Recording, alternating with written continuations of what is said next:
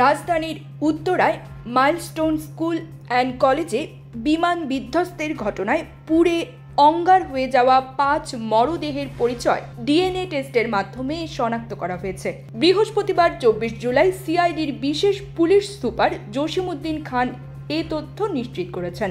জসিমউদ্দিন খান জানান, milestone school and কলেজের বিমান দুর্ঘটনায় অগ্নিদগ্ধ 5 জনের পরিচয় শনাক্ত করেছে সিআইডির ফরেন্সিক ডিএনএ ল্যাব। তারা হলো ওকিয়া ফেরদৌস নিধি, লামিয়া আক্তার সোনিয়া, আফসানা আক্তার প্রিয়া, রাইসা মনি, মারিয়াম উম্মে আফিয়া। এক সংবাদ বিজ্ঞপ্তিতে সিআইডি জানায়, উত্তরার মাইলস্টোন স্কুল অ্যান্ড কলেজের বিমান বিধ্বস্তের কারণে ভয়াবহ অগ্নিকাণ্ডে গত 22 জুলাই সিআইডির ডিএনএ ল্যাবের সদস্যরা ঢাকা CMH এ রক্ষিত অশনাক্ত মরদেহ ও দেহাংশ থেকে মোট 11টি ডিএনএ নমুনা সংগ্রহ করেন।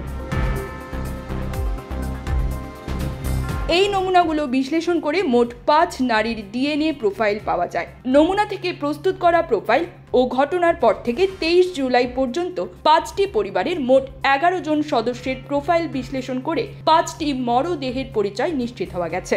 গত সোমবার দুপুরে মাইলস্টোন স্কুল অ্যান্ড কলেজে বিমান বাহিনীর যুদ্ধ বিমান বিধ্বস্ত হয়ে বৃহস্পতিবার বিকেল পর্যন্ত নিহতের সংখ্যা 30 জনে উন্নীত হয়েছে বলে স্বাস্থ্য অধিদপ্তর জানিয়েছে।